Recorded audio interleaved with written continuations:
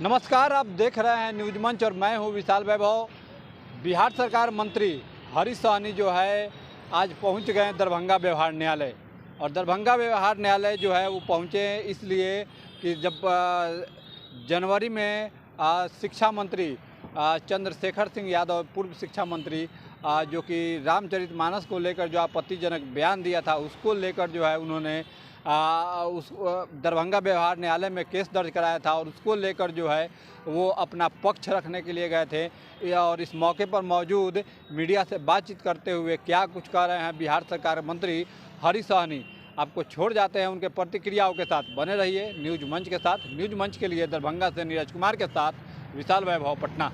आप व्यवहार न्यायालय दरभंगा पहुंचे हैं, क्या मामला था?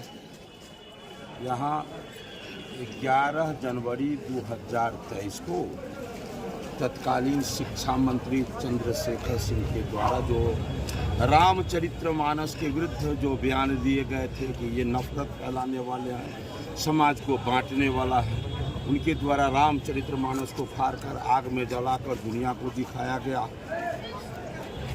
इसके विरुद्ध मैंने यहाँ अदालत में मुकदमा दायर किया था। आज उसका तारीख था, इस निमित्त आया हूँ। मेरे मन में ये भाव जगा कि जैसे हम प्लेन में चढ़े हुए होते हैं टिकट लेकर के, तो हमें भी बैठने का अधिकार है, दूसरों को भी बैठने का अधिकार है। किसी को ये अधिकार नहीं दिया जाता है कि तू चाकू लेके उस सीट को चीर दो, कुल्हाड़ी लेके जहाज को उड़ते हुए जहाज पर तू प्रहार करके जहाज को क्षति पहुंचा दो। यदि वहाँ ये नहीं है तो सनातनी मैं भी हूँ, सनातनी देश में लाखों करोड़ों लोग हैं। किसी को ये अधिकार नहीं है कि सनातन को इस प्रकार से भ्रामक बयान दे करके और उसको विवाद में डालकर लोगों को इस ग्रंथ के प्रति, वो ग्रंथ जो दुनिया में सबसे लोकप्रिय नेता है, जिस राम का दुनिया में न जाने कितने देशों में पूजा जाता है, जिस राम जी का देश में लाखों लाख मंदिर है, जिस राम के रामचरितमानस को पढ़ कर हम इतना संस्कारित हुए कि दुनिया हमें अध्यात्म गुरु कहा, उस रामचरितमानस पर इस तरह का, वो भी एक सामान्य खेत में मजदूरी करने वाला किसान नहीं, तालाब में नदी में मछली मारने वाला मछुआरा नहीं, या कोई फल सब्जी बेचने वाले शिक्षा मंत्री, बिहार के शिक्षा मंत्री के द्वारा ऐसे विवादित बयान देना निश्चित रूप से न तो प्रांत, न देश, न धर्म, किसी के हित में नहीं है। इसी के कारण मैं यहाँ आकर मुकदमा दायर किया था। आज इसका तारीख था, इसी के दौरान मैं आया हूँ।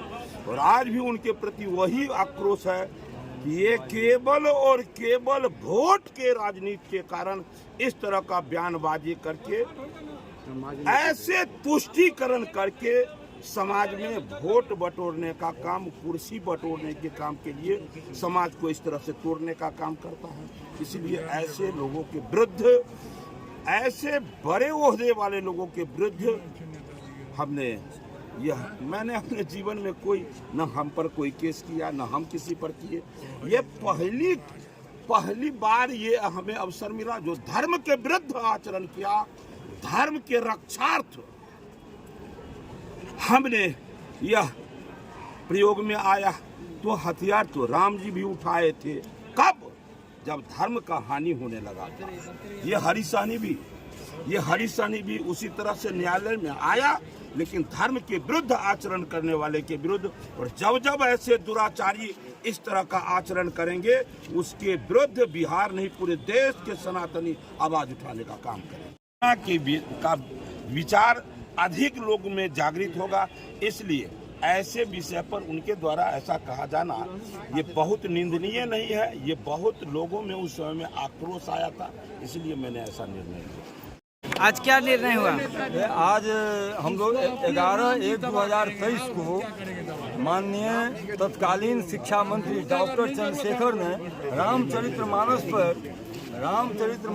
को नफरत फैलाने वाला ग्रंथ कहा था, और नफरत फैलाने वाला ग्रंथ कहा था, उन्माद फैलाने वाला ग्रंथ कहा था, हिंदू को बांटने वाला ग्रंथ कहा था।